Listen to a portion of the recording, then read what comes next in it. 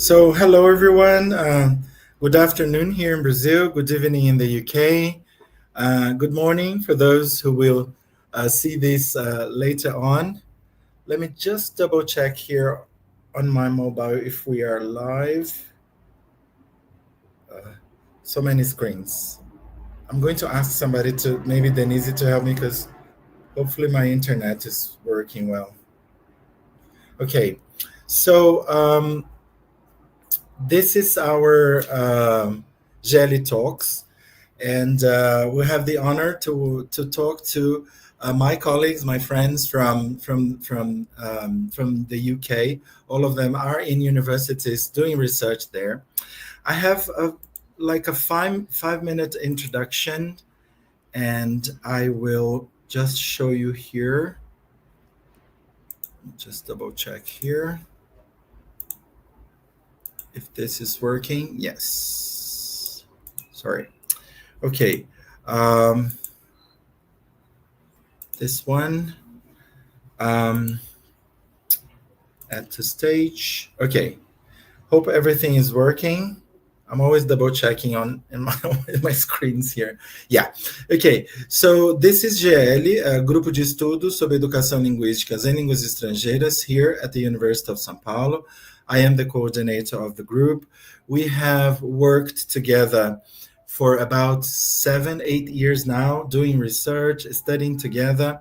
It's a group with masters and master students, PhDs, but also undergrad students from Sao Paulo, but also from all over Brazil. Sometimes, so all of our events, our lives are online. So I invite you to see them. I also invite you to check our website, gl.fefelete.usp.br.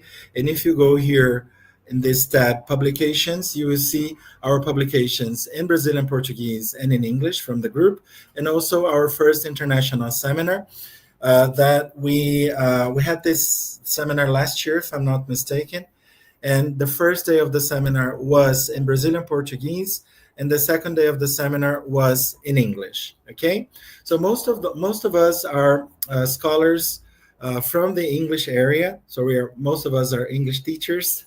So this is why we work in both languages. Okay, so this was something one of the events we did last year. No, well, many years ago, 22, with talking about critical literacies with Jennifer and Joel. Just to give you an example, and this is in Portuguese. And this, let me just double check here, guys. I think I had 2 slides here. Is this the correct one? Oh God, just give me a second. Technical problems. I think I got the old one. Oh, Daniel, que vergonha. I have so many things here on my screen. Oh God, just give me a second. I promise I will do better next time. Okay, remove. And I need this one. Yes, okay. Oh, this is me, sorry. Let me just remove this one. Do it again. Well, this is the proof we're doing this live. Let's see here, GEELLE. Just see if this is the one. No. Oh God, what's going on? Let me just try another way. Remove. Because I have 2 slides. I have the from my computer. Let's see. Sorry, guys. Yeah, this one here, October.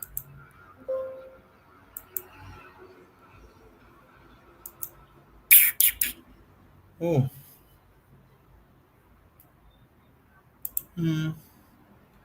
Image share screen. Tela inteira. Let's see if this is working. Yeah, okay. Now it's gonna work, hopefully. Let's see. Okay. Oops, sorry. Okay, now we're going. Okay, so this is the website, as I was telling you. These are some of the, yeah, this is what I wanted to show you. I apologize. So this is the first one from this year. I'm just going to show you the events from 2025.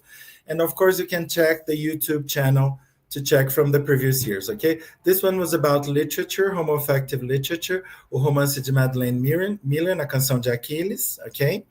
This was O Erro, a Errância, with Natalia and Thais. So they were talking about the error and mistakes in language teacher education. This one was the last one we had with Daniela Kanashiro, Denise Barina, and Flávia Benfatti. And this is today. So we have the honor to talk to Jamille Pinheiro Dias from the University of London, Lisa Panford from St. Mary's University, and Naomi Wells from the University of London. I will not introduce them formally. I have just asked them to introduce themselves in a very informal way, talk about themselves and their research. And but I'd like to tell you that we have collaborated for a couple of years now. I did my postdoctorate at the University of London last year. It was very, very nice, very, very important for me, this postdoctorate. And this is, so doing my postdoc, it was the time I met Naomi and Lisa, and Jamille I have known for a couple of decades now. So thank you very much for being with us. Let me tell you how this is going to work. It's about 1 hour of conversation. So we have, let's say, 3 rounds of talks, of questions, and talk amongst the 4 of us, let's say. And of course, as we are talking, we would like to welcome your comments and questions, because in the second part of the event, we will ask the questions from the audience, okay? I think João Paulo and Denise are helping me today with the links for the attendance and certificates. We will send you certificates, and let me tell you, let me talk to you about the final events of this year. So no dia 24th of November, we have here at the University of São Paulo in person, Dr. Denise Barino, to talk about language education, teacher education, research, and practices. And final event, December the 12th, with Dr. Rubra Araújo and Dr. Fábio Bezerra to talk about bodies, genders, non-hegemonic bodies, genders, and sexualities in language education. Okay? So this is it. I'm sorry for my confusion here. Let me remove this. And now I will invite Naomi, Lisa, and Jamille. Jamille, are you there? Oops. Let's see if Jamille is there. Denise, would you like to join me here in the conversation with the professors? Give me a high five or a yes. Yeah? Okay, fantastic. So Denise and Jamille. Hello, everyone. Good evening there. Thank you very much. Would you like to make a round of introductions? Do you think it's a good idea? No alphabetical order, any order, including Denise?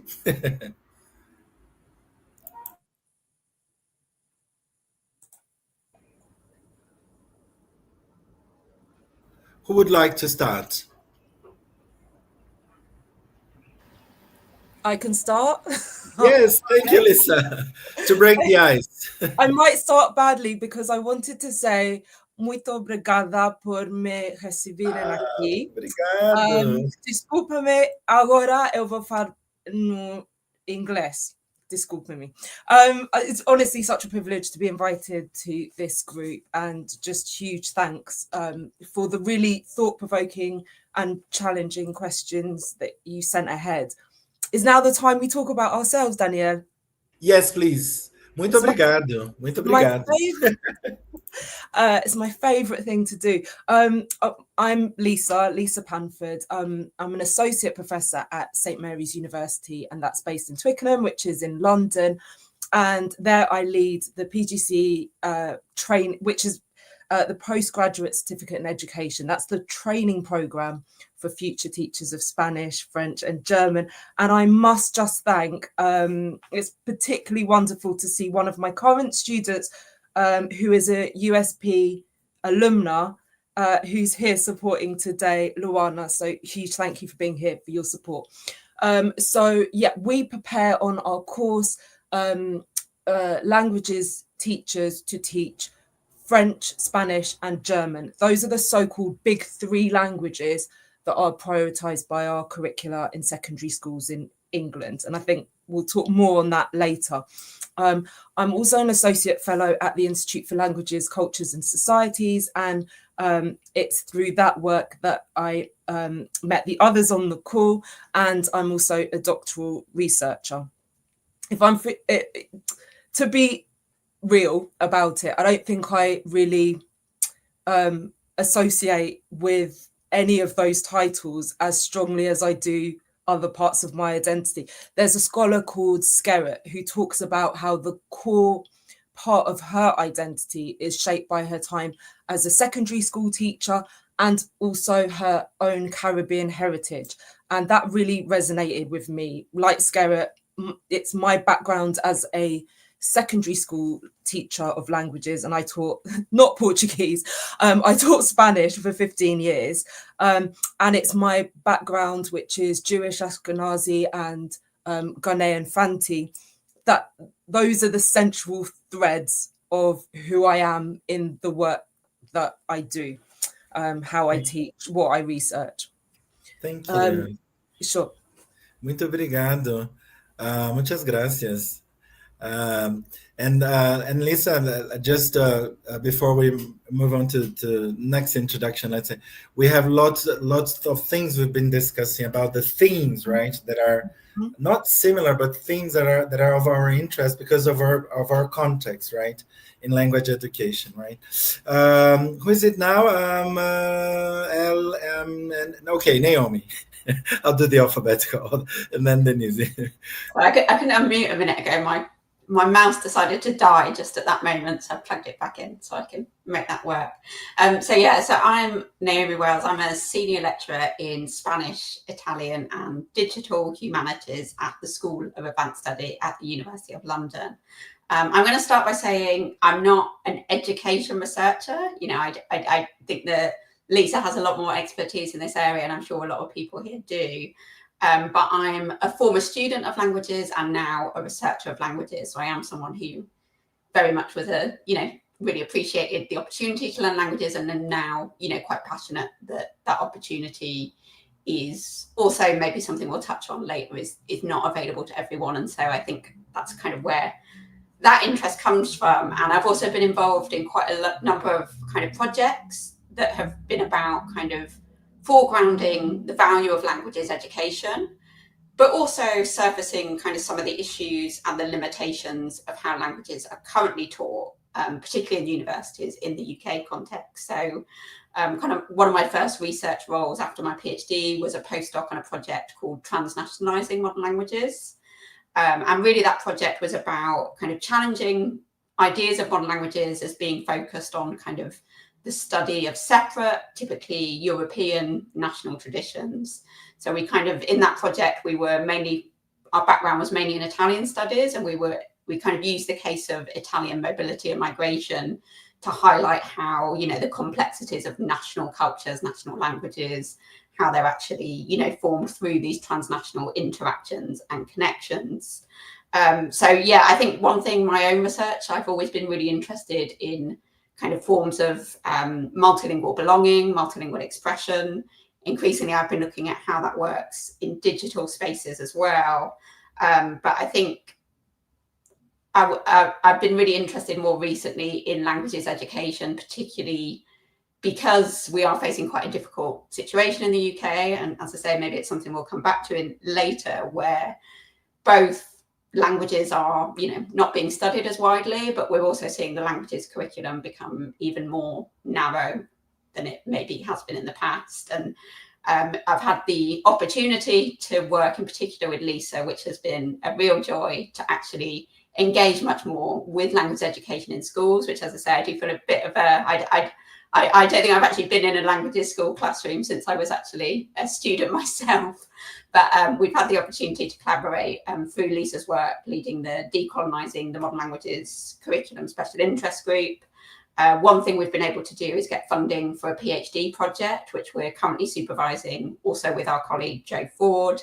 And we have a student, Ro Henry Grant, who's doing work on kind of media arts and how that might be used to address questions of racialization, critical consciousness in the languages classroom. So it's really exciting to supervise that work and get to work with Lisa more closely on that, and really keen as well. And maybe again, we'll all talk about how we might, all of us, take that work forward in the future. Thanks, Naomi. We haven't started the conversation, but I my mind, the ideas pop here. But you were talking to us, you speaking, and then I was thinking, our institutions, they are so putting us under pressure for internationalization, for transnational movements, transnational dialogue. But languages are always like, okay, languages are taken for granted. You have the language, it's so important what you're saying, right? And our project, Brazil UK, has a lot to do with this movement of deconstructing and decolonizing languages and bodies, and also the work that many modern language teachers do, right? Jamille, welcome. Thank you so much, Danielle. It's such a pleasure to be here with Lisa, Naomi, with everyone really, and it's a pleasure to be a part of these conversations, and I appreciate the opportunity to introduce ourselves in an informal way, and it's always good to reconnect with the students of English at the University of São Paulo, since I finished my PhD there 9 years ago, and I still feel like I'm part of this community through you, Danielle, and other colleagues.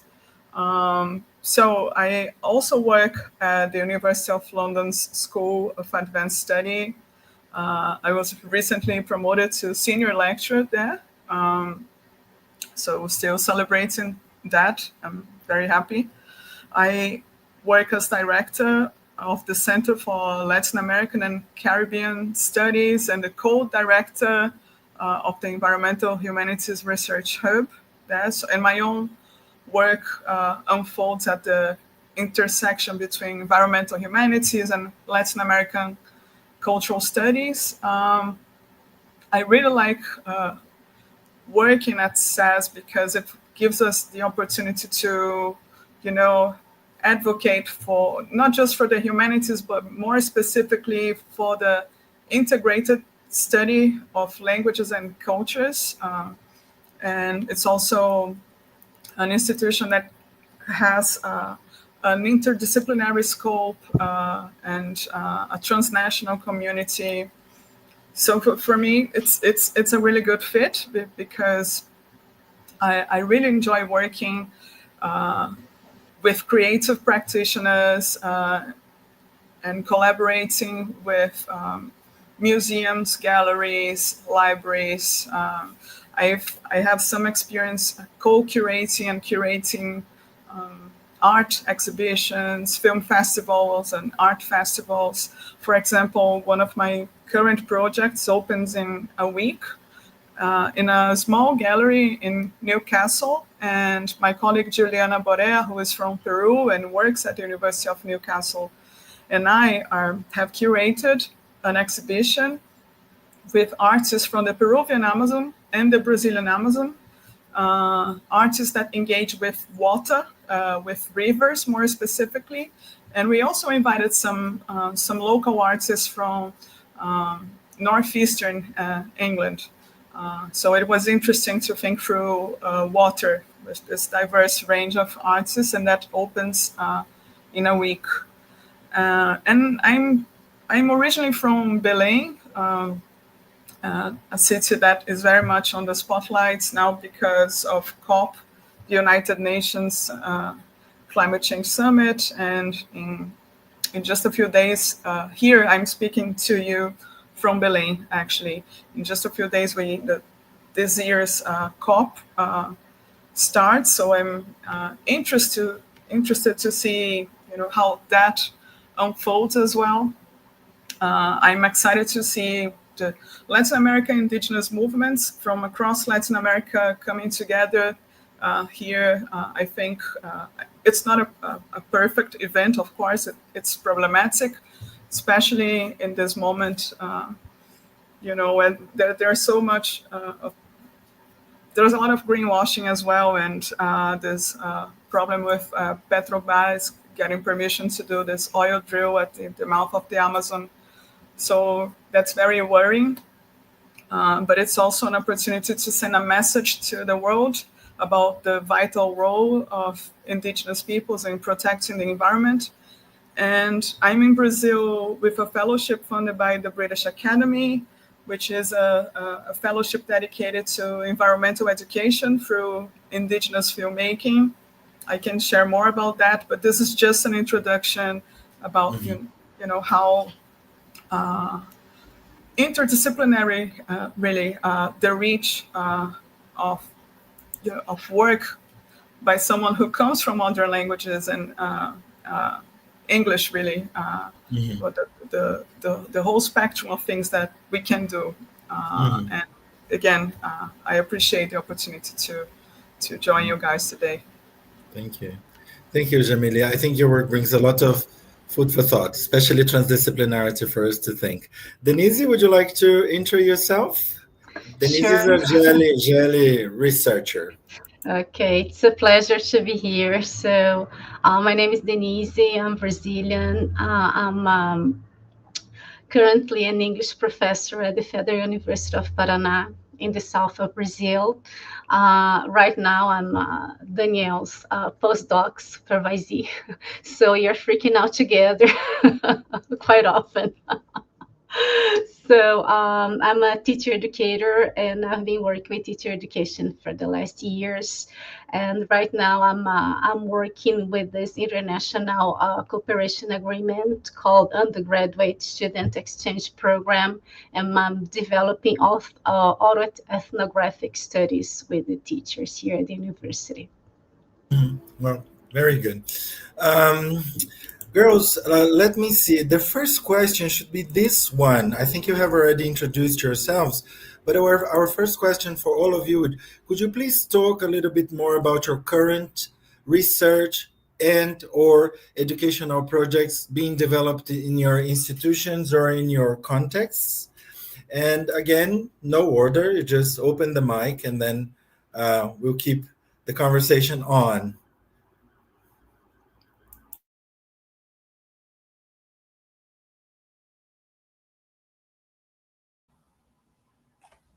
Shall I? I think I did cover some of it, so I won't talk more about that. As I say, particularly in education, their projects are keen to develop. I guess just to mention one other project that I've been involved in quite recently is a project that we're just concluding now, but for the past couple of years, we've been, me and colleagues and partners across Latin America and the Caribbean, not Brazil, I'm afraid, but some other countries in Latin America. We did a project where we worked with early career researchers across kind of 4 countries, El Salvador, Peru, Colombia, and Jamaica. In that project, we were kind of delivering workshops with our partners in those contexts around academic publishing and academic careers. But we also, in the project, was really about also exploring the structural barriers in academic publishing and academia more widely, exploring with the participants and with our partners the kind of dominance of English, the dominance of the global north in international publishing. And this is a subject, my first language is English. I am very much based at the center of these networks, and I'm really interested in working more to think about how we can disrupt the kind of monolingualism, the kind of English dominance of academic knowledge, of knowledge infrastructures in general. So yeah, that's just one project that maybe I'll just mention as something recent. Very good. Jamille, Lisa? Sure. I'm currently engaged in doctoral research, which uses critical race theory and asset-based frameworks, namely Yosso's community cultural wealth model. And I'm looking at the counter narratives that to shine a light, to foreground the experiences of Black African trainee teachers of languages. And that's during their training, that's during their time in initial teacher education in England. What I aim to do is challenge the I aim to do lots of things, ultimately to pay homage, to uplift the experiences of Black African trainee teachers of languages. But it is really also to challenge the idea that teacher education spaces. Would be interested to hear Denise's insights from the Brazil context. But my work seeks to challenge the idea that teacher education spaces, or any education spaces, and language education are racially neutral. I don't see them as racially neutral. My research, much like what Naomi just described, it's kind of grown out of my complicity with things that bring me discomfort, right? So I have everyday tensions as a Black educator working in languages teacher education. My research is like a story of constantly balancing my personal values with my professional duties and responsibilities. Balance is not always easy. One of the biggest challenges I face is reconciling what I know, my deep, visceral, tacit, lived experiences of the racism that people of colour encounter within languages education, within teacher education, within teaching, with the reality at the same time that our current policy landscape, but that's the statutory frameworks telling us what we have to teach and so on, it offers very little space to question or challenge systems that allow that marginalization of people of colour to exist and persist. So as Naomi spoke to, in terms of being part of the hegemony of English in the scholarship, I'm part of that system, and I'm not immune to its problems, and it's that complicity which is something that I wrestle with daily, but I'm sort of channeling into my research. So I want to create space for counter narratives that reflect the lived experiences of those who are often overlooked, and hopefully prompt meaningful change around how we prepare languages teachers in England. I say outside of my teaching and doctoral research, Naomi mentioned the decolonizing secondary languages curriculum special interest group that I co-chair and work closely with Naomi on. It's a vibrant collective of educators, researchers, publishers, academics. We all come together regularly. We meet termly, and we have alignment. We have shared frustrations, and that frustrations about the racial inequities and colonial legacies that still shape our subject discipline. But it's also a hopeful space, right? We are all motivated by the idea that learning a language is should be a hopeful, joyous, inclusive experience. We meet regularly, we exchange ideas and support one another and push forward our anti-racist agenda, really. So some of the things that we problematize are the idea that languages education is racially neutral. It isn't. There are inextricable links between race and language teaching. Process of disentangling that is very complex. We have members of our group have looked at problematizing the fact that languages in schools in England are referred to as modern foreign languages. But when we say modern foreign languages, we're only referring to Spanish, French, and German, the big three, right? Which kind of perpetuates an artificial hierarchization of language provision, because languages outside of French, German, and Spanish are sidestepped, given less value. We challenge the deficit and tokenistic representations of people of colour in our textbooks, in our teaching resources, the fact that white people are normative representations of the target language, so and have been in textbooks. So what you see is Eurocentric and white positions being normalized as representative of the French language or the Spanish language. And we all know that the majority of French speakers live in Africa, are from Africa, and so on. So we challenge that. We challenge the omission of narratives and texts that are authored by people of color that feature within our curriculum.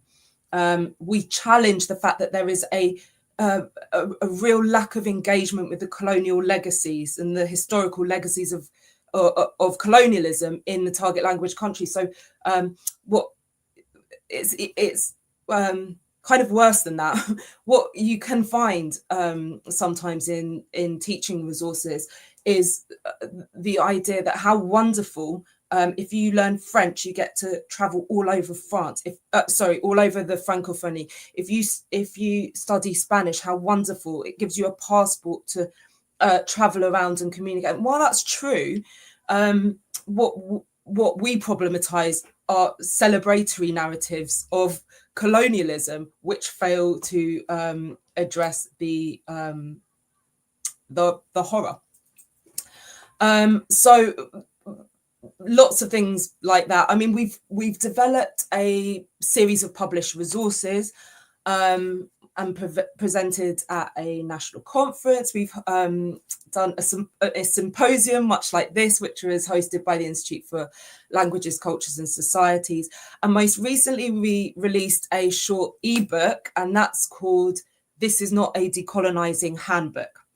And the reason it's called "This is Not a Decolonizing Handbook" is because what we do not presume to do, or don't try to do, is provide a checklist or a set of answers to decolonizing. Arguably, it's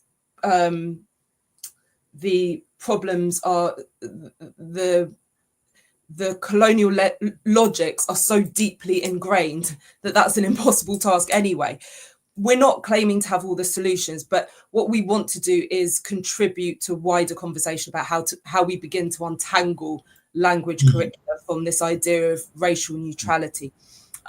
Naomi's spoken about the PhD studentship, and that's being led by Naomi and Joseph Ford, Dr. Joseph Ford, and that research is superbly exciting around artivism in the secondary languages classroom. And as Naomi said, it's already helping us think differently about the possibilities, because fundamentally we have to stay hopeful for the positive impact that our subject discipline could have on our young people in secondary schools. That's it, really. You know, Lisa, as you were speaking, well, so many ideas, but as we've talked through our meetings in our project, right? I think we can share this with our audience, a similar context, because like 30 years ago or 40 years ago, I don't know, some decades ago, the way not only society saw us, but ourselves, teaching, educating through languages was very different. I mean, race, why do you need to talk about race? And, it doesn't matter much. It's just you. And and I think now that, especially, I don't know about your context. I know a little bit about I learn a lot with you guys from the diversity and the many contexts in England. But in Brazil, we are not talking about languages education. Trying to understand. I mean, other things that we can do through language. I think this is our main objective, to revisit. Is not something for you to memorize, or a language like a commodity or a product to deposit. There's somebody teaching this language with a body, with a race, with an identity. And I think this is something we have done with the National Literacy Project that I presented to you already. I presented to you last year. And I think this is a very important job, Lisa, because if we're not doing this, nobody will. Things will be kept, like they have always been. What do you do with languages? Oh, you teach languages. Oh, you learn languages, and then what you do? Oh, you talk, you communicate. No, you do much more, right? So thank you for sharing the projects. And something that I'd like to add before, just one more second, Jamille. This idea of decolonizing, guys, is super important, because decolonization, or in Portuguese, decolonização or descolonização, has been a very important conversation in applied linguistics, language education in Brazil. But I think something for us to bear in mind is that it's not geographical, as Lisa was showing us right now with all of these beautiful projects, guys. It is the colonization of the minds. This is something which means that there are colonizers, language teachers, foreign language teachers, colonizing the minds of students in Brazil. I'm sorry. You see, so I think this is a very important movement here in Brazil with that here. And you guys know Lee Mario, and he's been insisting on this idea of connecting race and decolonization, because in a country such as Brazil, this is so important. We cannot forget this, right? Sorry, Jamille. No, thank you so much. I mean, everything that you said, all of you, resonates so powerfully with the kind of hope that I try to cultivate in my own practice, and how I also try to, counter racial inequities and colonial legacies, and this celebratory legacies of colonialism, as Lisa put it. And I think it all comes to, it comes down to the need to challenge this global reemergence of fascism that we have, that is happening in Latin America, in Spain, in France, in the UK, in the US, and how neoliberalism is a continuation of, authoritarianism, and this, and also the work that I do and that so many others do in the environmental humanities show the entanglements between authoritarianism and ecocide and genocide. So it's all part of the same complex. And to go back to our research projects more specifically, I would just very briefly mention three. One of them was cultures of anti-racism in Latin America, or also known as CARLA, the CARLA project, which was funded by the Arts and Humanities Research Council. I worked in this project as research associate, so a postdoctoral researcher, and I did field work in Brazil about how, creative practitioners, practice anti-racism in their own art forms, in various art forms, from hip hop to photography, painting, performance. I worked in Brazil, but there were other colleagues working in Colombia and in Argentina as well. So I was working during the pandemic, so we had quite a few online streamings, conversations that are available on YouTube with artists, writers, filmmakers, and right now I'm finishing an article with Professor Lucia Sa from the University of Manchester on Indigenous hip hop as an anti-racist language, an anti-racist kind of discourse. And so that's the project that I was involved with before joining the University of London. Now in London, I collaborated with our colleague, Dr. Joseph Ford, in a British Academy small grant titled Everyday Ecoactivism, Language, Art, and Climate Change, which was a project delivered in partnership with the Good Growth Hub in East London, which is part of this area that we refer to as the Olympic legacy boroughs that stem from the Olympic Games in London.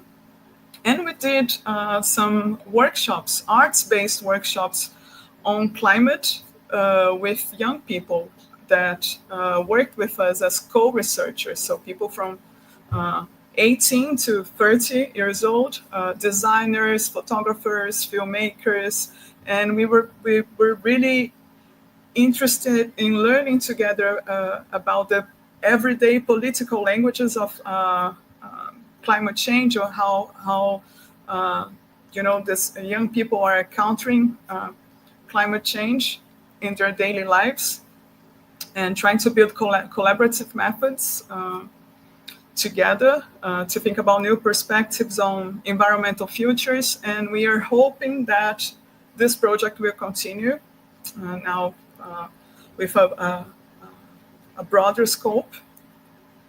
And just to conclude, the project that I'm working on right now is on environmental education and eco-activism through Indigenous film. We are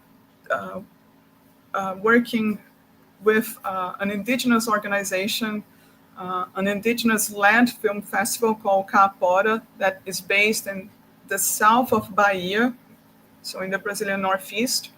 And we are focusing on the Atlantic forest, that is a biome that is significantly threatened, where there are issues of deforestation, racialization, and land conflict that are all interconnected. And we want to explore how film can be a medium for eco-activism, for knowledge transmission, intergenerational transmission, and how environmental education can be reshaped through Indigenous worldviews, and how such practice contribute to broader debates in the environmental humanities, decolonization, and visual culture. So I'm really interested in this kinds of project that have a strong public-facing dimension. And yeah, we want to organize film screenings and hopefully share more with our colleagues at the University of São Paulo soon. Yeah, no, such beautiful projects, Jamille. And as you were speaking as well, my mind, keeps thinking.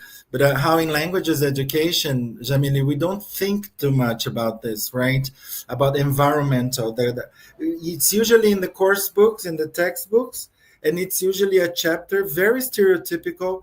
So I see that, putting all of our works together, I haven't introduced myself, I'm so sorry, but if we put I've worked with language teacher education my whole life. If we put all of our projects together, it's like a combination of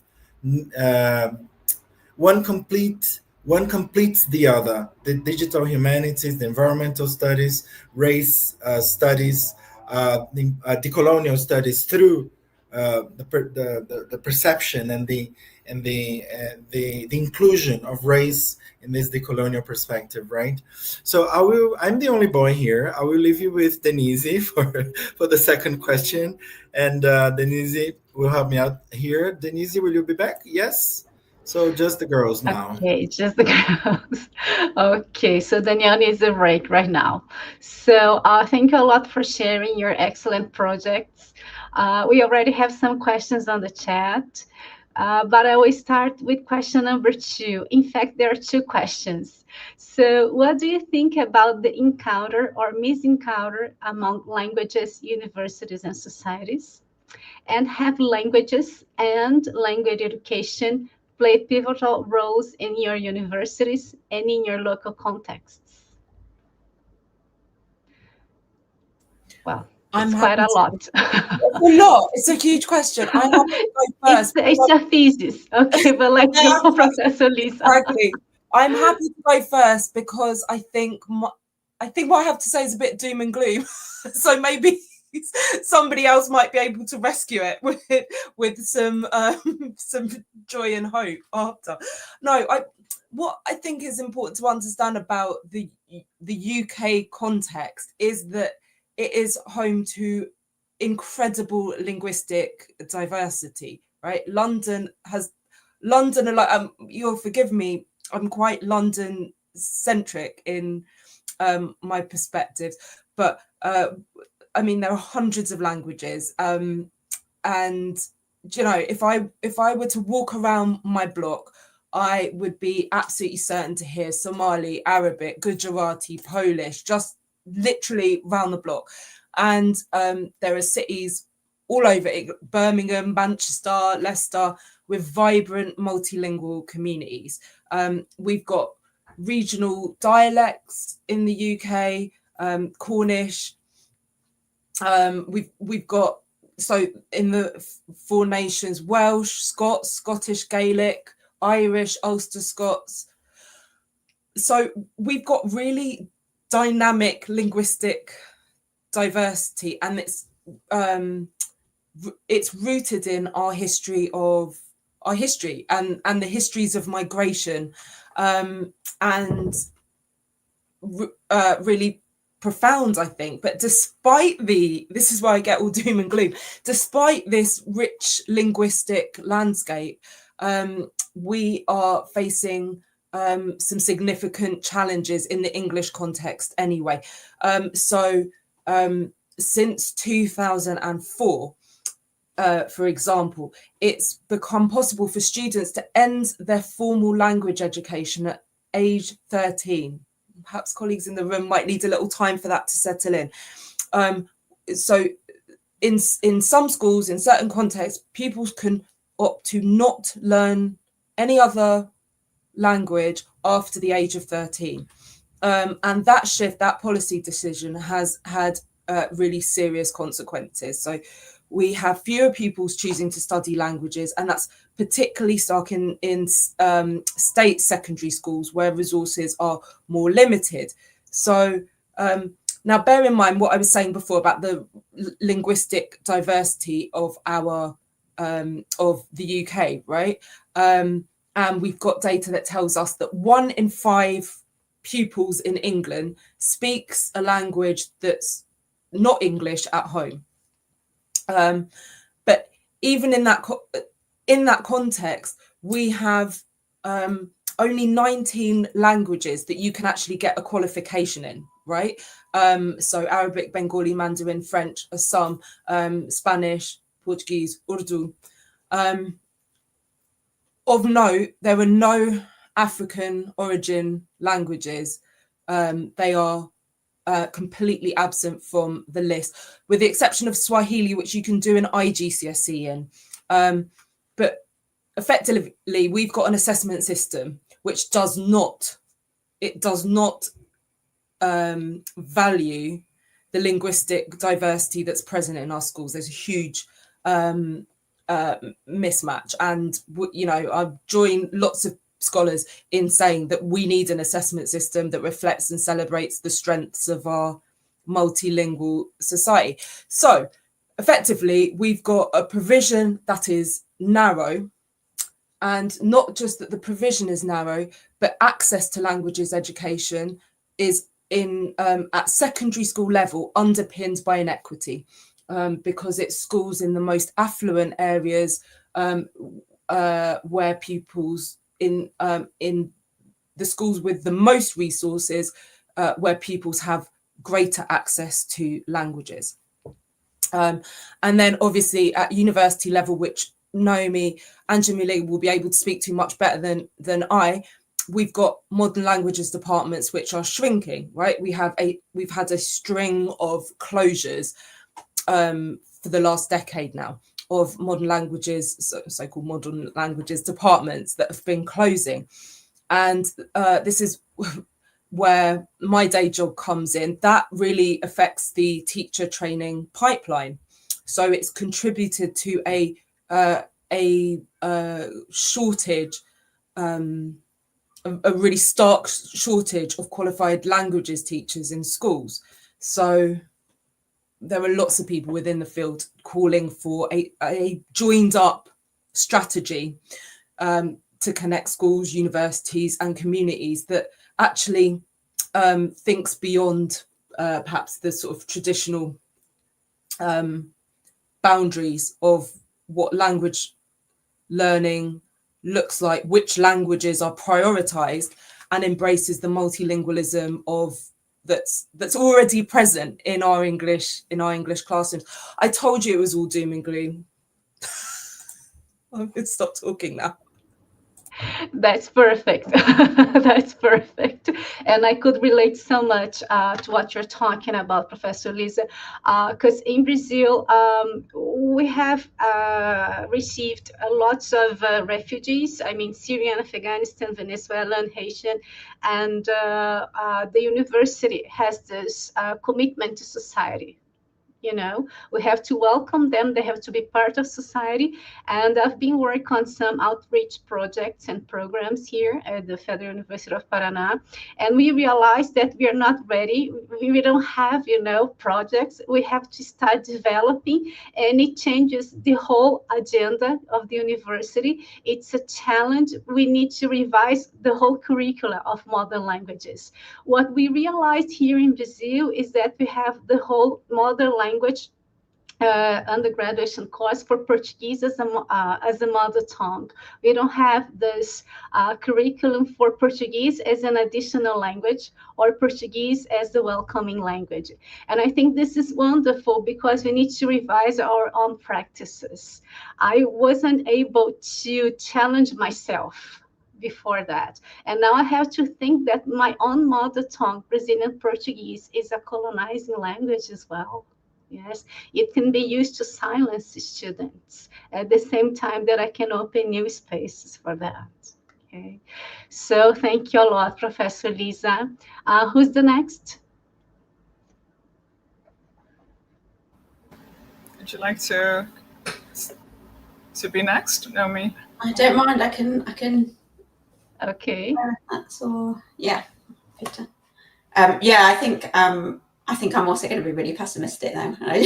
We'll leave you, Jamille. You can maybe lift us up at the end. I think, I think one thing that, you know, Lisa kind of touched on there is that languages education in the UK, there's a very poor understanding of what the potential. I think that we are reaching the potential of what languages education could be. I mean, another element of disconnect, you know, the missing counter is between, you know, some of the research and, you know, kind of some of the research that Jamille was talking about, you know, that she's done that's addressed, you know, questions of race, the environment, all these really important questions. And then we have in schools, you know, lists of words and, you know, Lisa knows a lot more about this, but, you know, there's this real disconnect as well between, you know, we are, you know, trying to do a lot of work in universities to think about the types of research we do to ensure we're engaging with, you know, what are urgent societal concerns, whether it's in relation to technologies, whether it's in relation to the environment, race and colonialism. And then we have this incredibly dry languages curriculum in schools that is not really engaging with any of that. And, you know, we've got, you know, also this issue of, as Lisa mentioned, you know, languages education being quite elitist as well, and who has access to it and what languages are taught. You know, languages education is much more present. There's a much wider range of languages, still very European, but, you know, in private schools, you know, it's, whereas a lot of schools, you know, don't have high quality language teaching, the lack of teachers, a number of reasons, but also a kind of idea that languages are an elite, pursuit in the UK context. And there's this general, I think, this narrowing of the curriculum, and really not thinking about actually languages and cultures education as really being about engaging pupils with other ways of thinking and other ways of understanding the world. And that's why I think we really need to think about language education, particularly in a very monolingual, not a monolingual social reality, as Lisa's highlighted, but a monolingual mindset, English only. The only important knowledge is in English. We don't need to be exposed to other knowledges. We don't need to learn other languages to understand or think about other ways of seeing the world, other ways of, engaging with the environment, other ways of thinking about technological change. So I think languages education has a real transformative potential in society. Again, to be really pessimistic, I think we're a very long way from achieving that goal. It's something I think we're all committed to, but the current context in the UK, and that's where the conversations with Danielle have been really valuable, because, he's highlighted how you've had real movement in the Brazilian context on understanding languages education as really an ethical imperative and underpinning languages education with that ethics. And I think, through the National Languages Education Project, Literacies Project, I think we're really keen to learn from that. And we might talk more about that, but I will, stop there again to be a bit pessimistic. Okay, thank you, Professor Naomi. You addressed the idea of the languages curriculum in school, and in Brazil, you still have English as the only language to be learned. Okay, because Spanish is disappearing from the curriculum, which is a pity, and the indigenous languages are not part of all the schools in Brazil. So we also face this challenge here. Yeah. Okay, Professor Jamille. Thank you so much for this thoughts and comments, Denise, Naomi, Lisa. I think encounters and often misencounters between languages, universities, and society reveal tensions between, tensions in how knowledge is produced and valued, because as you have already spoken about, universities tend to privilege dominant languages, right, which can marginalize multilingual perspectives, indigenous perspectives. But we can also think about misencounters as productive in how they highlight the limits of monolingual thinking and invite dialogue, translation, and I'm also a translation practitioner, so I'm always thinking about how we can make the curriculum more inclusive and expansive through the inclusion of Latin American, African, Asian, and so on and so forth thinkers, and by doing so also expanding what counts as theory.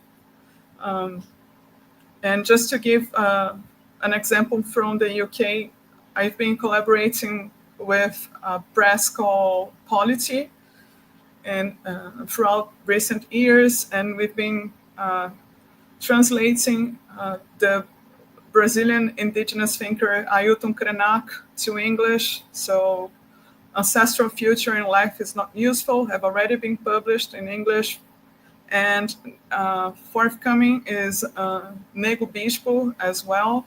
The Earth Gives, the Earth Wants. So a Quilombola thinker from the northeast of Brazil, from Piauí, will be accessible in English as well to be taught, in the Anglosphere.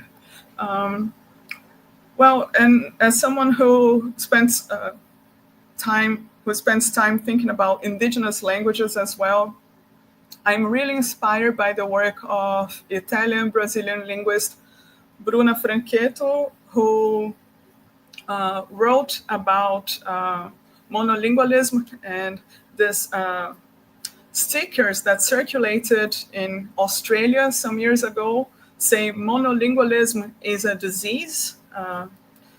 And that was a campaign led by Aboriginal movements. and their allies in Australia, drawing attention to the acceleration of the disappearance of minority languages worldwide.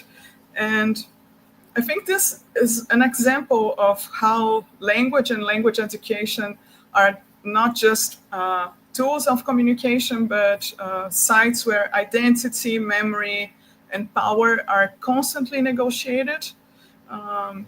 And so in languages and in language education, there are histories of exclusion, but there are also possibilities for repair. So just a more hopeful note. And that is why I see translation as central. And what we choose to translate, how we choose to translate, all of those questions shape the ways in which we will expand the curriculum and how we will challenge power asymmetries. So I would just end this contribution there and pass the word. Okay, I'm really glad you're translating Krenak and Nego Bispo. They're essential nowadays. And I've been working with these readings with my students at the university, and it changes their whole mentality. And there is hope in the future. We're gonna have powerful teachers. We're gonna have new ways in education. Mm-hmm. Danielle. I'd like to thank you as well, Jamille, because then we have the opportunity to, at least in the English major here, with both languages, with Brazilian Portuguese and now with the English version. So thank you very much. We're about to finish, I think. So my proposal is, can you believe we've been talking for an hour?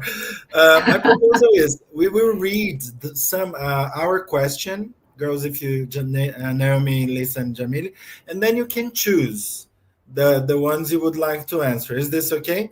This is our final round of talks, and I would like to thank you all for sending the comments and the questions. We haven't sent to the attendance list for the certificates, but if you need a certificate, please send us an email. Oh no, ai errei. Ai gente, desculpa. No, not this one. Oh God, sorry. It's this one. GEELLE, USP. Try both actually, because I don't know which one is our email. Okay, maybe this one. Okay, so let's go. Jamille, Lisa, and Naomi. The question from GEELLE is, thinking about the contemporary global challenges we have faced in terms of social relationships, economic inequity, political clouds, and thinking about the transnational UK-Brazilian project we are developing, how do you think this project or everything you've talked so far, your pedagogical projects, your research projects, could respond to these challenges here? The inequality, the all these political, craziness Jamille mentioned. And then let me see here. Professor Jamille, can you tell us more about the collective methods they have been debating? What are the possibilities in relation to climate change, etc.? Professor Lisa, talking about language education and critical race theory, significant progress has been made in decolonizing practices. What are the future steps in language education development, in your opinion? Guys, there are many more. There are some comments here about the languages education in Brazil, that nobody wants to be a teacher anymore. How the impact from academics in your community of your research. Oh, there are many, but let's choose one of them so then we can wrap up. Who would like to start? I will be posting the questions just to refresh your minds then. I can maybe start on the project and then the other two questions. I don't know, Lisa and Jamille, the more specific ones for you. Does Great. that make sense? Yes. Yeah. Sorry, I'll try to be brief. I know we are short on time. I think one thing we really want to do with this project is escape some of the limiting national frameworks we live in. Kind of Lisa touched in this. I think when we talk about language education in the UK, we can get very insular and bogged down in, how we do things and, the limitations of our current national framework.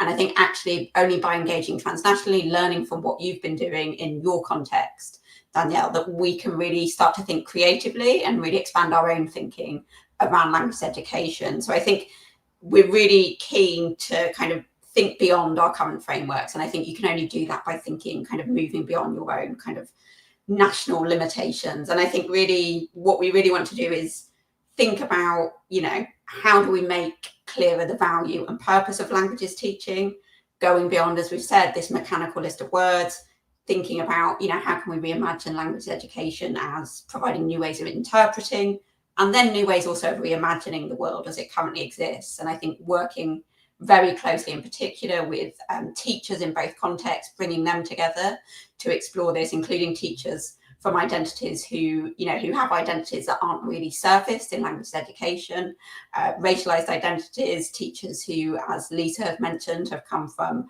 African countries, but don't feel kind of their perspectives or their approaches are really given space in the teaching frameworks we currently have. So I think we're really keen to learn from how things are working in your context in Brazil. And I think that is the only way we can maybe start to think about escaping our own kind of limiting context and some of the pessimism around that we discussed. Mm-hmm. And I think, Naomi, this is very important because as we've talked along this conversation, this is not the way society looks at us, So I think this is an important work that we need to face. That is to show, what we do, because I'm not sure if people think that we language educators work with all this. We have all of these possibilities to work through language. We're not only teaching languages, guys. We're working through languages, and I think this is a very important, not only it's not a metaphor, but I think it's an important thing that we've tried to do in our project in both contexts, right? Yeah. So, Jamille, would you like to answer the question? Let's see here. Okay. I think it was, sorry guys, I didn't say the names right. I think this is Samara Braga Jorge. She's also a GEELLE member. Can you tell us more about the collective methods that you have been debating, and what are the possibilities in relation to climate change and environmental studies? Thank you so much for your question, Samara. And yeah, so this colleague of ours, Joseph Ford, and I have been inspired by the principles of participatory action research, PAR. So the idea was to center on the agency of the co-researchers that we worked with, and always trying to make sure that knowledge was being produced with them rather than about them. So we worked in one of London's most culturally and linguistically diverse communities, which is this part of East London, at the edge of the former Olympic Park. And we had 3 workshops with them, and the idea was to create zines. Each person created a zine, including us as academics, the academics who were responsible for running the project with them. And we tried to create a comfortable space for everyone to express themselves. We had briefing exercises. We had the chance to listen to some music, and music that discusses environmental concerns. And the idea was really to think about, this lexicon, not just in English, about, the climate, the environment, and through this experience and for other experiences in London, really, I came to the realization that it is quite narrow to refer to the UK, to England, to London as part of the global north, because London is so layered, and there are so many different contexts within this context, and so many stories to be shared, and it is really through the this slow act of listening and really like trying to carefully listen to what each person has to say, that you can have a more nuanced appreciation of the power asymmetries that we have in such a diverse multilingual space. So I think this project gave us the opportunity to engage meaningfully with life stories, with everyday stories of these multilingual communities.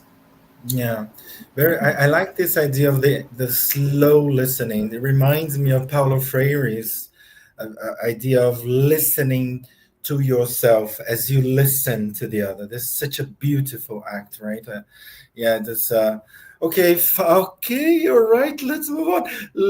Professor Lisa, talking about language education and critical race theory, significant progress has been made. What are in the colonizing project, what are the future steps in languages education, in your opinion, right? Thank you, Douglas, for the question. It's a really good question.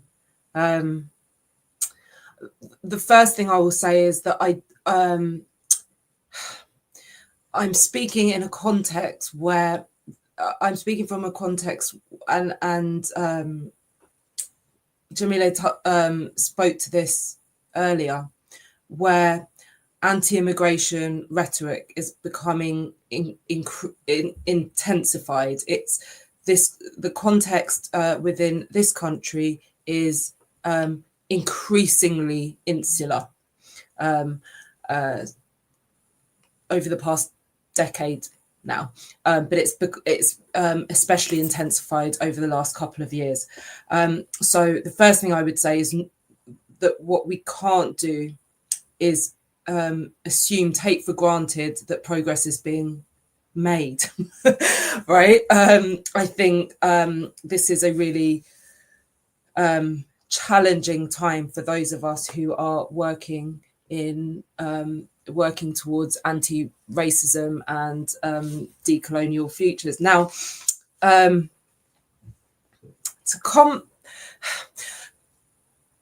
think we're still working on the first step.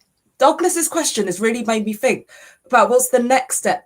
I think, Douglas, what I want to say is we're still working on the first step. What I mean by that is that I am still moving in space, and increasingly so. I'm moving in spaces where discourses are being deracialized, right? So we have a policy context, for example, in teacher education that is completely deracialized. Race is not mentioned in the statutory frameworks. My concern is that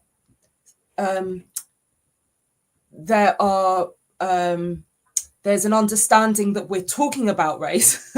People think we're talking about race when actually we're not talking about race explicitly. So thereby we're perpetuating race neutral discourses, right? We might be using proxies for race and I'm speaking in the English context. So we might be talking about, it's really important to improve or increase diversity. But what we're not saying is there's a problem with racism. We need to address racism. We're saying we could be more diverse because that is a bit more palatable for people. It's a bit more manageable. And when I say palatable for people, I mean for the perpetuation of whiteness across our institutions and systems, right? I think the root of the problem comes down to, sorry, I know you asked for next steps, but I'm stuck on the first step, Douglas. And I think the root of the problem is around how we talk about how we define what racism is and how we understand what racist behaviors and ideologies are. And I think the discussions around that tend to be really simplistic, and in this context at least kind of guarantee a defensiveness. People will say, well, I'm not racist, I'm not part of that, I'm not part of that problem. And I would suggest that and this kind of links to what Denise said earlier about reconciling with Brazilian Portuguese being a colonizing language. I think we all need to reconcile with the idea that we are all colluding in institutions and systems that are oppressive and problematic, right? So while your racism may not look like, you know, saying mean things to somebody, sorry, I'm being like overly simplistic, but that all of our racism, myself included, as a Black woman, exists. It does exist, right? And the thing I really wanted to say is that I really draw a lot on the work of Kubota, who writes in the teaching English as to speakers of other language context. So it's not foreign language teaching, but it is foreign language teaching, but it's the TESOL context. And she and Kubota talks about like the fact that within the subject discipline of languages education, talking about and addressing issues of race is particularly challenging. It's particularly complicated because it makes us, our community, so deeply uncomfortable. So why should it be extra uncomfortable for languages teachers? Kubota offers that it is partly because many of us share international experiences, right? We've dedicated our entire careers to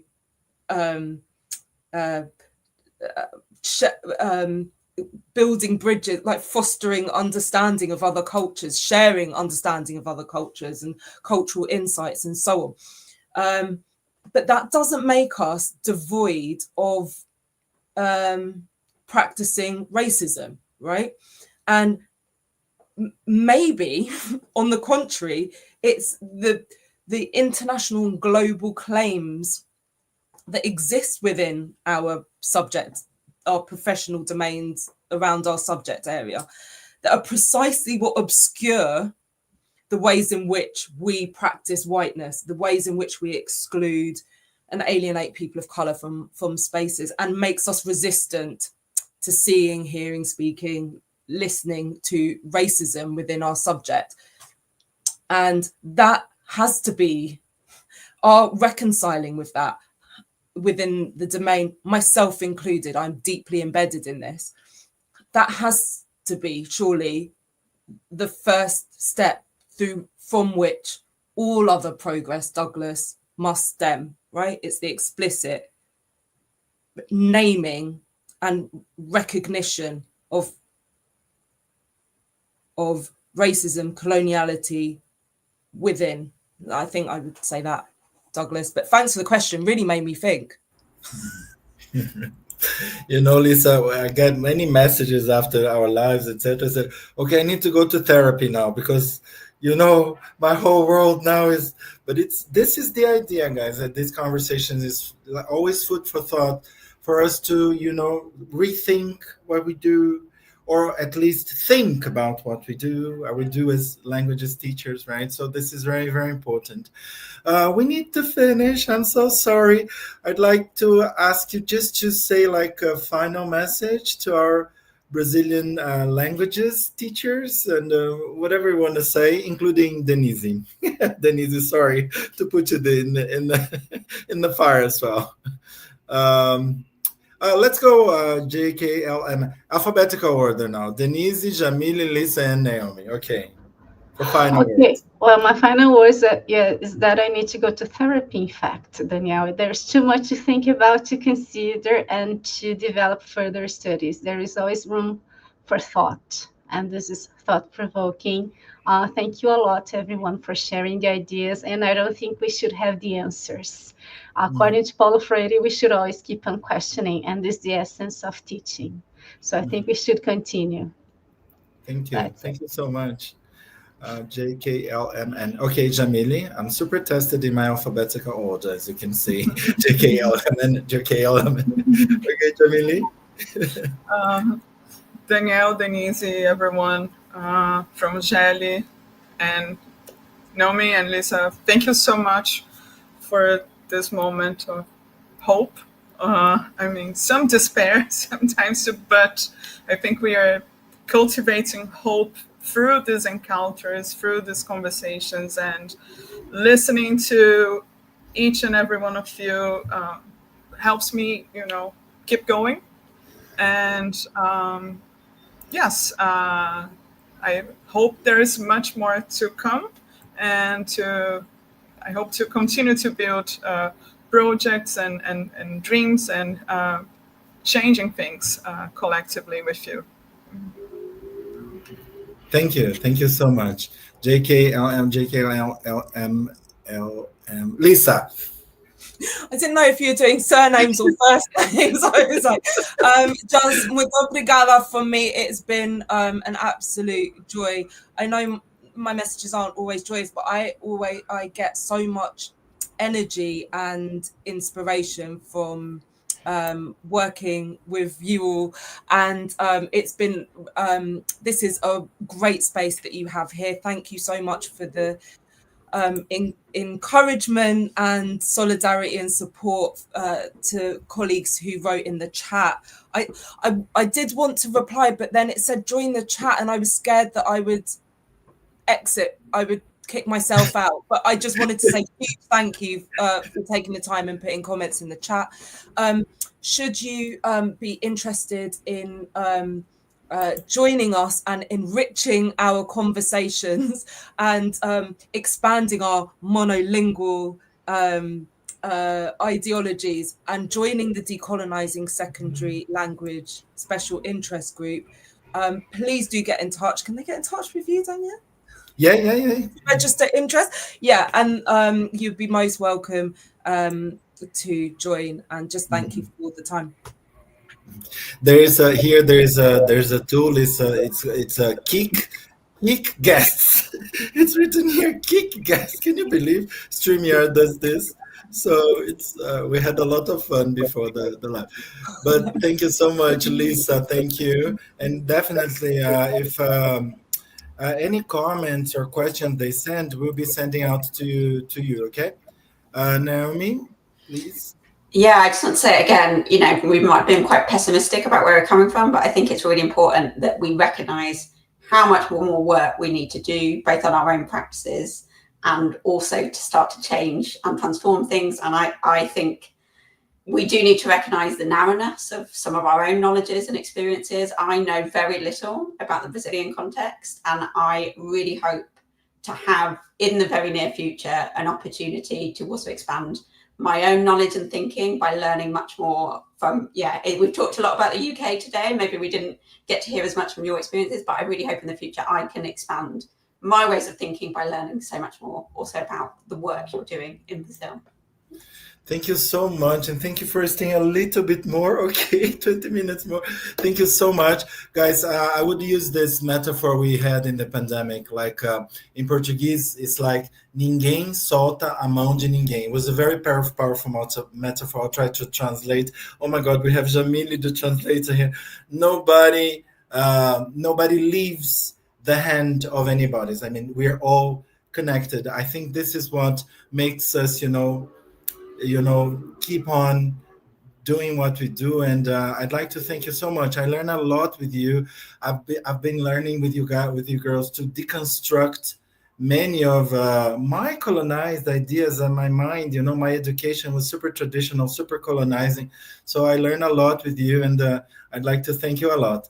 Guys, thank you very much. You guys from YouTube, we see each other. O próximo evento vai ser presencial com a professora Denise Barino, na Universidade de São Paulo. Venham, vai ser agora em novembro. E o último evento vai ser em dezembro, online, about gender sexualities and non-hegemonic bodies, com o professor Fábio e a professora Rubra, também em português brasileiro, okay? In Brazilian Portuguese. So thank you very much. Wonderful weekend, and thank you.